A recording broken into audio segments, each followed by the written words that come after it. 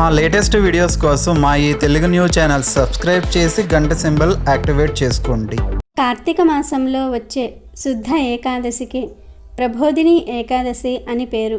ఈరోజు సాయంత్రం తులసి కోట వద్ద సాయంత్రం 6:30 నుండి 7 గంటల మధ్యలో ప్రత్యేకంగా ఈ ఆకు మీద ఒక్క దీపం పెడితే అఖండ ఐశ్వర్యం ప్రాప్తిస్తుందని వేద పండితులు చెప్తూ ఉన్నారు. మరి ఆ దీపం ఎలా వెలిగించుకోవాలో ఇప్పుడు మనం ఈ వీడియోలో తెలుసుకుందాము. ఫ్రెండ్స్, ఫస్ట్ అయితే ఈ వీడియోకి ఒక లైక్ కొట్టండి, అలాగే మా ఛానల్ని కూడా సబ్స్క్రైబ్ చేసుకుని మాకు సపోర్ట్ చేయండి. ఎవరైతే కార్తీక మాసంలో తులసి కోట దగ్గర ఆవు పేడతో అలుకుతారో వారికి సకల శుభాలు కలుగుతాయని స్కాంద పురాణం చెప్తుంది. కానీ ఇప్పట్లో తులసి కోట దగ్గర ఆవు పేడతో అలికే పరిస్థితి లేదు. ఎందుకంటే మట్టి లేకుండా అందరూ కూడా బండలు వేసుకుంటూ ఉన్నారు. కాబట్టి ఆవు పేడతో అలకాల్సిన అవసరం లేదు. ఆవు పేడ కలిపిన నీళ్లను తులసి కోట ముందు చల్లాలి. ఆవు పేడ నీళ్లు చల్లితే అక్కడ శుభ్రమవుతుంది.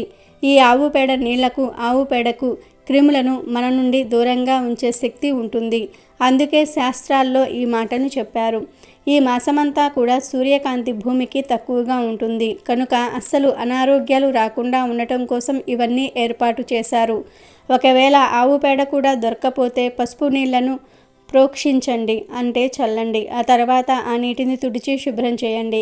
కార్తీక మాసంలో ప్రతిరోజు కూడా తులసి కోట ముందు ఈ విధంగా శుభ్రం చేసి పద్మాన్ని, శంఖాన్ని, చక్రాన్ని, విష్ణు పాదాలను, స్వస్తిక్ని బియ్యపిండితో ముగ్గులాగా వేయాలి. ఇవి కాక గోవర్ధన పర్వతం లేదా వేరే ముగ్గులు కూడా వేసుకోవాలంటే వేసుకోవచ్చు.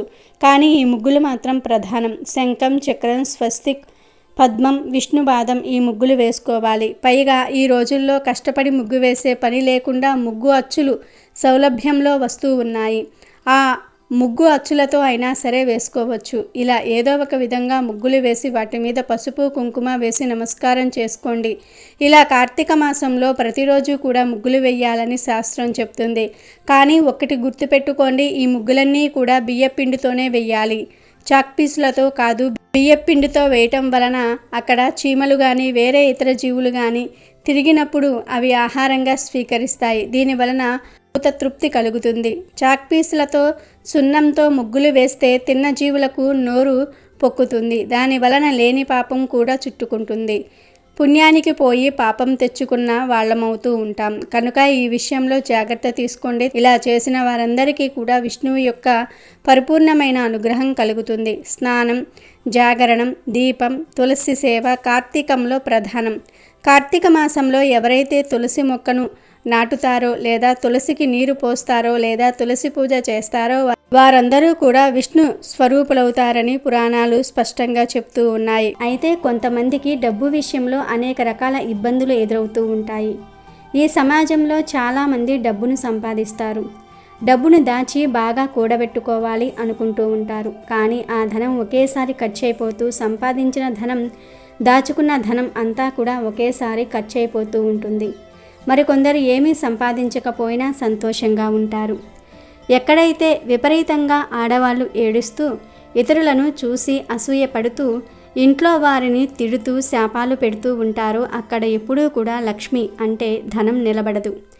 వంశాన్ని బట్టి వచ్చే దోషాల వలన కూడా లక్ష్మి నిలబడకపోవచ్చు. అంటే ధనం సంపాదించినప్పటికీ కూడా అది నీళ్ళలాగా ఖర్చయిపోతుందని పెద్దలు, పురాణాలు కూడా చెప్తూ ఉన్నాయి. ముందు ఇంట్లో ఆడవాళ్ళు సరిగ్గా ఉంటే ఇల్లు బాగుంటుంది. ఇంటికి లక్ష్మి ఇల్లాలే. ఇంట్లోని ఆడవారు ఎప్పుడూ కూడా ఉన్నదానితో సంతోషంగా ఉండాలి. ఇతరులను చూసి అసూయ పడకూడదు. అందరూ సంతోషంగా ఉండాలని కోరుకోవాలి. ఆడవాళ్ళు శుభ్రంగా అంటే అసూయ లేకుండా ఉన్నప్పటికీ కూడా ఇంట్లో ధన సమస్యలు ఎదురైతే ఏకాదశి రోజు తులసి దగ్గర ప్రత్యేకంగా ఒక దీపం పెట్టండి. ఏమీ లేదు, కార్తీక మాసం అంటేనే సాయంత్రం పూట తులసి దగ్గర ఎలాగో దీపం పెడతారు కదా. రేపు వచ్చే కార్తీక ఏకాదశి నాడు కూడా తులసి దగ్గర సాయంత్రం 6:30 నుండి 7 గంటల మధ్యలో ఇప్పుడు మనం చెప్పుకోబోయే విధంగా దీపం పెట్టండి. ముందు తులసి దగ్గర ఒక తామర ఆకును పెట్టండి. ఆ తామరాకు మీద మంచి పగుళ్ళు లేని మట్టి ప్రమిదను పెట్టి ఆ ప్రమిదలో ఆవు నెయ్యి వేసి లేదా నువ్వుల నూనె పోసి 3 వత్తులతో దీపం వెలిగించండి. ఈ దీపంలో 2 అక్షింతలను వెయ్యండి. ఈ దీపానికి పుష్పాలు సమర్పించి చిన్న బెల్లం ముక్కను నైవేద్యంగా పెట్టండి. ఇలా ఈరోజు తామరాకు మీద దీపం పెట్టడం వలన లక్ష్మీదేవి అనుగ్రహం పుష్కలంగా లభిస్తుంది. ఎందుకంటే తామరాకు అంటే లక్ష్మీదేవికి ఎంతో ఇష్టం. తామర ఆకు అనేది లక్ష్మీ స్థానం. ఈ కార్తీక ఏకాదశి రోజు సాయంత్రం సమయంలో ఇలా తామరాకు మీద దీపం పెట్టి నమస్కారం చేసుకుంటే లక్ష్మీదేవి విష్ణుమూర్తితో సహా మీ ఇంటికి వస్తుంది, సకల ఐశ్వర్యాలను ప్రసాదిస్తుంది. కాబట్టి ఈ ప్రభోదిని ఏకాదశికి ఇప్పుడు మనం చెప్పుకున్న విధంగా తామరాకు మీద దీపం పెడితే చాలు, మీ ఇంట్లోని దరిద్రమంతా కూడా పూర్తిగా తొలగిపోతుంది, అఖండ ఐశ్వర్యం కలుగుతుంది. కనుక మీరు కూడా రేపు కార్తీక ఏకాదశి రోజు ఈ విధంగా ఇప్పుడు మనం చెప్పుకున్న విధంగా తులసి దగ్గర దీపం పెట్టి శుభ ఫలితాలను పొందండి. కార్తీక శుద్ధ ఏకాదశిని ప్రభోదన ఏకాదశి, బృందావన ఏకాదశి అనే పేరుతో పిలుస్తారు. ఆషాఢ శుద్ధ ఏకాదశి రోజున పాలకడిలో యోగనిద్రకు ఉపక్రమించిన శ్రీ మహావిష్ణువు కార్తీక ఏకాదశి రోజునే మేల్కుంటాడని పురాణ కథనం. కార్తీక శుద్ధ ఏకాదశికే బోధన ఏకాదశి, దేవ ప్రబోధిని ఏకాదశి, ఉద్ధాన ఏకాదశి అని పేర్లు. తొలి ఏకాదశి రోజున శయనించిన శ్రీ మహావిష్ణువు ఈ ఏకాదశి రోజున యోగనిద్ర నుంచి మేల్కొనే రోజు కాబట్టి ఇది ఉద్ధాన ఏకాదశి అయ్యింది. దీనినే హరిబోధిని ఏకాదశి అని కూడా అంటారు. తొలి ఏకాదశి నాడు ప్రారంభమైన చాతుర్మాస్య వ్రతం ఈ ఏకాదశితో ముగుస్తుంది.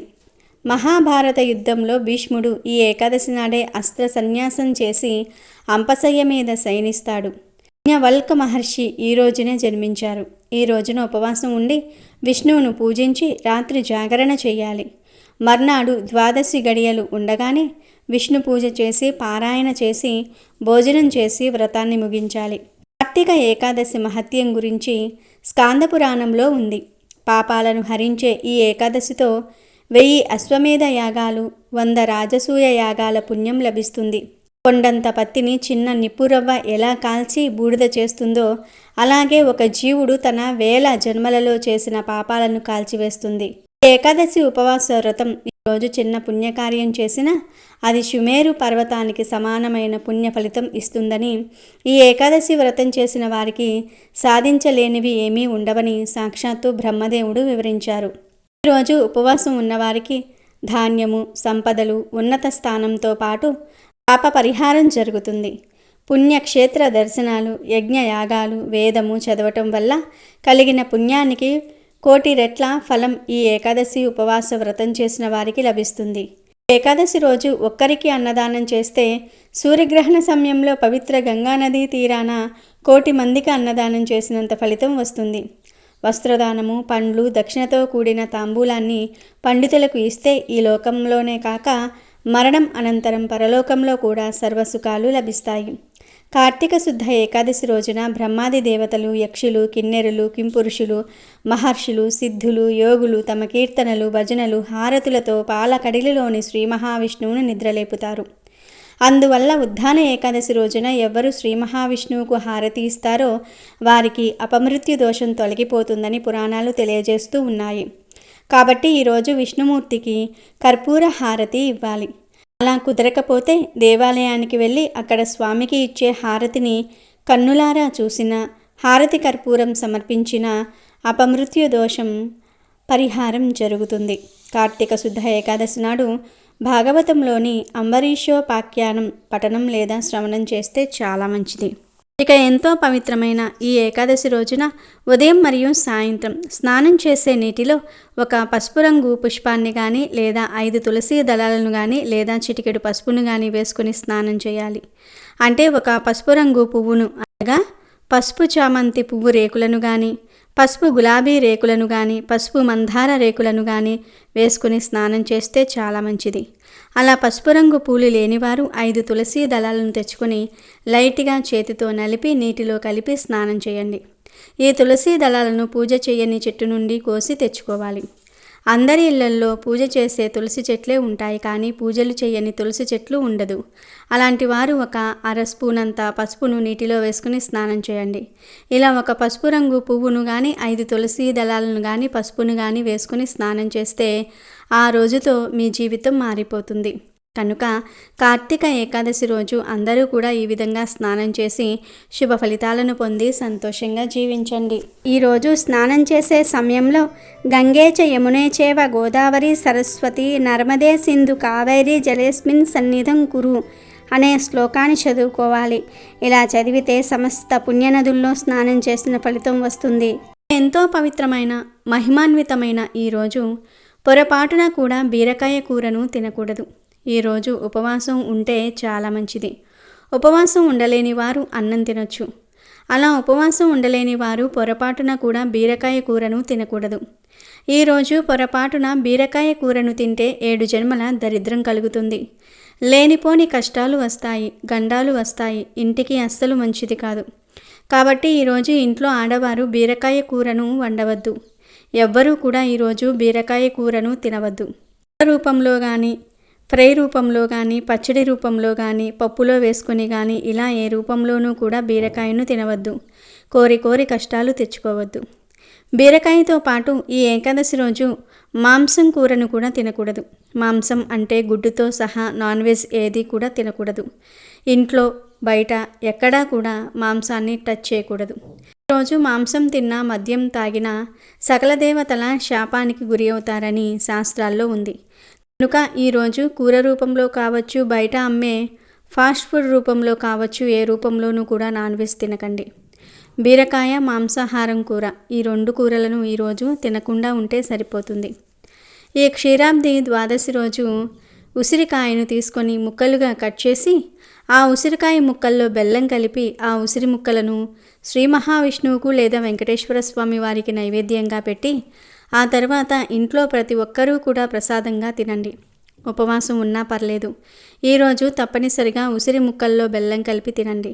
ఇలా ఈరోజు ఉసిరికాయకు బెల్లం జోడించి తింటే 1,000,000 జన్మల పుణ్యం వస్తుంది. అన్ని వ్యాధులను తట్టుకునే శక్తి మీ శరీరానికి వస్తుంది.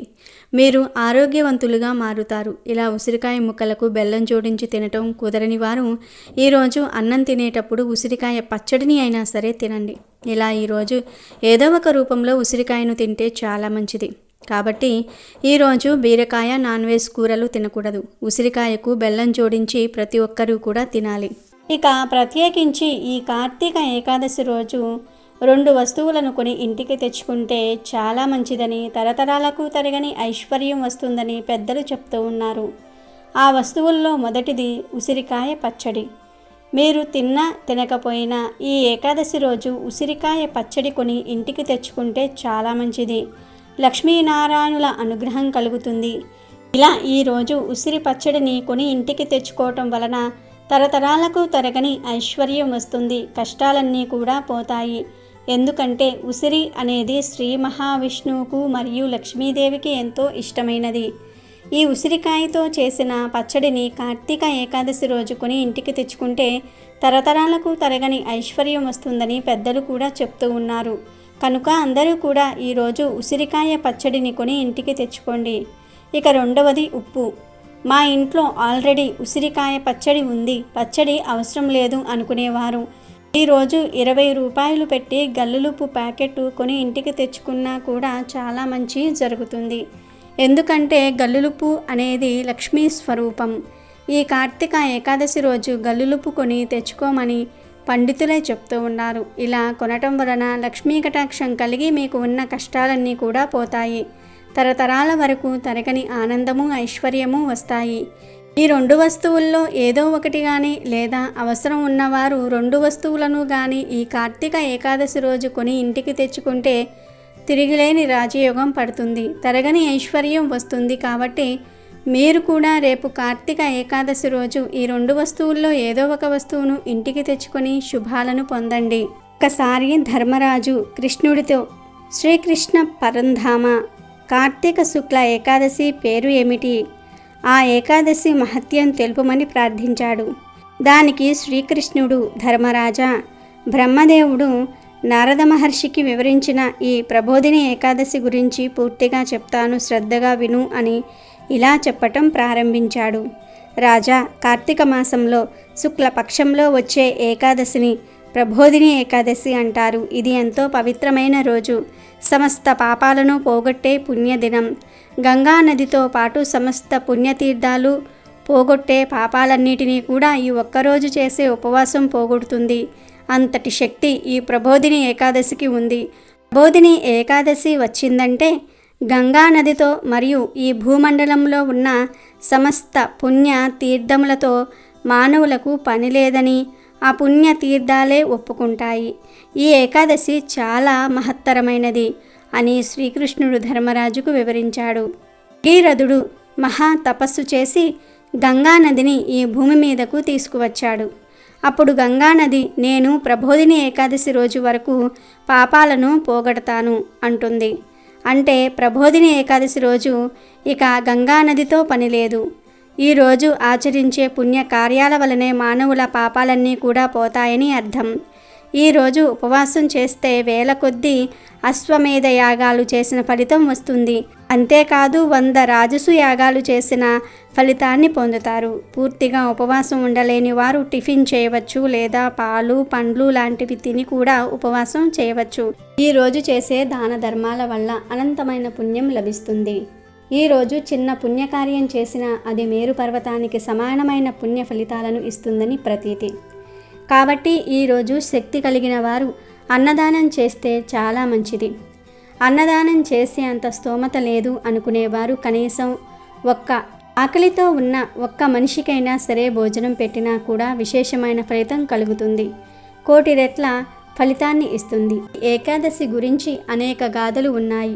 ఒక కథనం ప్రకారం శ్రీహరి యోగనిద్రలోనికి వెళ్ళిన సమయంలో దేవతలు బలహీనంగా ఉంటారు. వారికి దైవబలం ఉండదన్న భావనతో అసురులు విజృంభించారు. దీనితో దైవగణం వైకుంఠానికి వెళ్ళగా వారి దయనీయతను గమనించిన దేవదేవుడి దివ్య దేహం నుంచి యోగమాయకు ప్రతిరూపమైన శక్తి ఉద్భవించి అసుర సంతతిని తరిమికొట్టింది. యోగ నిద్ర నుంచి లేచిన భగవానుడు ఆ శక్తికి ఏకాదశి అని నామకరణం చేశాడు. ఏకాదశి దీక్ష ముఖ్యంగా ఉపవాస ప్రధానమైనది. ఉపవాసం, దానం, హరిపూజ అనేవి ఏకాదశి వ్రతంలో ముఖ్యమైన విషయాలు అని హరిపురాణంలో కూడా చెప్పబడింది. ఏకాదశి రోజు ఉపవాసం ఉన్నవారు ద్వాదశి రోజు విష్ణు పూజ చేసి విష్ణువుకు నివేదించిన పదార్థాలను ఆహారంగా స్వీకరించాలి. విష్ణువుకు నివేదించకుండా ఆహారం స్వీకరిస్తే దోషం కలుగుతుందని శాస్త్రాలు చెప్తూ ఉన్నాయి. విష్ణు సహస్రనామాన్ని ఎప్పుడు పఠించినా కూడా పుణ్యం కలుగుతుంది. ముఖ్యంగా ఏకాదశి రోజు గనుక విష్ణు సహస్రనామాన్ని పారాయణం చేస్తే ఆ ఫలితం అనంతంగా ఉంటుంది. అనుకున్న పనులు నిర్విఘ్నంగా పూర్తవుతాయి. భోగభాగ్యాలు కలుగుతాయి. సర్వ పాపాలు హరించుకుపోతాయి. పుణ్యగతులు పడతాయి. అంతేకాదు గ్రహ దోషాలు, నక్షత్ర దోషాలు ఉన్నవారు కూడా విష్ణు సహస్రనామాన్ని ఈరోజు పారాయణం చేస్తే అన్నిటి నుండి విజయం పొందటమే కాకుండా అన్నింటా విజయం సాధిస్తారని శాస్త్రాలు చెప్తూ ఉన్నాయి. ఒకవేళ మీరు విష్ణు సహస్రనామాన్ని పారాయణం చేయలేకపోతే కనీసం శ్రీరామ రామ రామేతి రమే రామే మనోరమే సహస్రనామ తత్తుల్యం రామనామ వరాననే అనే మంత్రాన్ని 3 సార్లు పలకండి. అంతే, ఫలితం కలుగుతుంది. విష్ణు సహస్రనామం చేస్తే ఎంతటి ఫలితం కలుగుతుందో ఈ నామాన్ని 3 సార్లు పలికితే అంతే ఫలితం కలుగుతుంది. ఇది తారక మంత్రం. ఎంతో పవిత్ర మంత్రం, ఎంతో శక్తి ఉన్న ఈ మంత్రాన్ని ఈ ఏకాదశి రోజు 3 సార్లు పఠిస్తే చాలు. వారి పాపాలన్నీ కూడా ఆ శ్రీరామ అగ్ని జ్వాలల్లో పడి బూడిదైపోతాయి. ఈ ఏకాదశి రోజు మీరు పూజలు, ఉపవాసాలు చేయకపోయినా విష్ణు సహస్రనామాన్ని పారాయణం చేయండి, లేదా వినే ప్రయత్నమైనా సరే చేయండి. ఇవేమీ చేయలేని వారు తారక మంత్రాన్ని 3 సార్లు పఠించండి చాలు. ఉపవాసం ఉండకపోయినా ఈ పని చేస్తే మహాపుణ్యం కలుగుతుంది. అసలు ఉపవాసం ఎవరు పాటించకూడదు అంటే 8 ఏళ్లలోపు పిల్లలు, 80 ఏళ్లు దాటిన వృద్ధులు, అనారోగ్యంతో బాధపడుతున్న వారు, షుగర్, బీపీ వంటి వ్యాధులతో బాధపడేవారు, శ్రామికులు, కర్షకులు, ఉద్యోగానికి తప్పక వెళ్లాల్సిన వారు ఉపవాసాన్ని ఆచరించకపోయినా దోషం లేదని శాస్త్రం చెప్తుంది. ఇలాంటి వారు భక్తి శ్రద్ధలతో ఈరోజు తారక మంత్రాన్ని పఠిస్తే అనంత పుణ్యం లభిస్తుంది. వారి పాపాలన్నీ కూడా నశించి 1,000,000 జన్మల పుణ్యం లభిస్తుంది. వీడియో నచ్చితే లైక్ చేయండి, షేర్ చేయండి, బట్ సబ్స్క్రైబ్ చేసుకోవడం మర్చిపోవద్దు.